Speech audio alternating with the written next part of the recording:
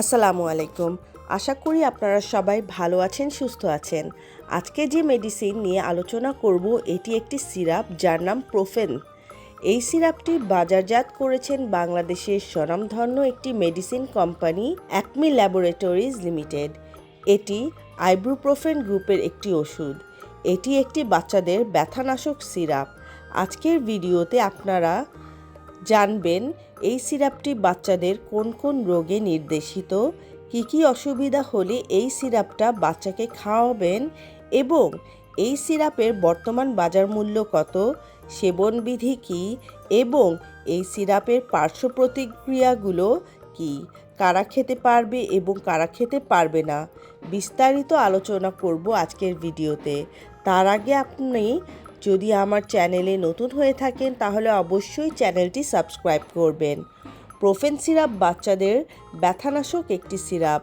বাচ্চাদের মানবদেহের ব্যথানাশক হিসেবে কাজ করে থাকে, যেমন বিভিন্ন ধরনের আঘাতপ্রাপ্ত ব্যথা, হাড়ের ব্যথা, মাংসপেশির ব্যথা, মচকে যাওয়ার ব্যথা এবং দীর্ঘমেয়াদী ব্যথায় অত্যন্ত ভালো কাজ করে থাকে এই সিরাপটি।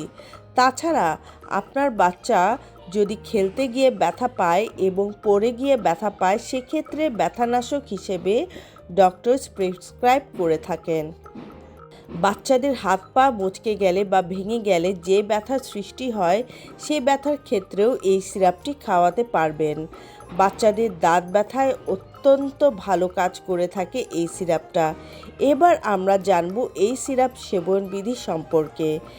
এই সিরাপ সেবনবিধি বলতে গেলে 3 মাস থেকে 6 মাস বয়সী শিশুদের ক্ষেত্রে হাফ চামচ করে দৈনিক 3 বার খাওয়াতে হবে এবং 6 মাস থেকে 1 বছর বয়সী শিশুদের ক্ষেত্রে হাফ চামচ করে দিনে 3 থেকে 4 বার খাওয়াতে পারবেন।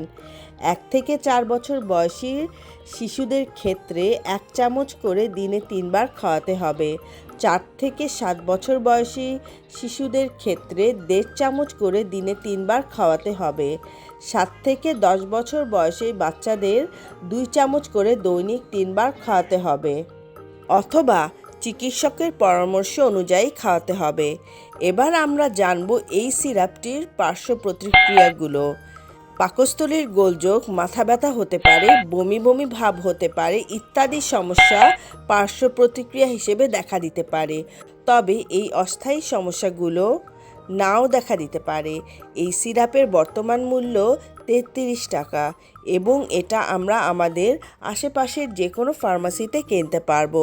আজকে এখানেই শেষ করছি। আশা করি ভালো থাকবেন। ধন্যবাদ।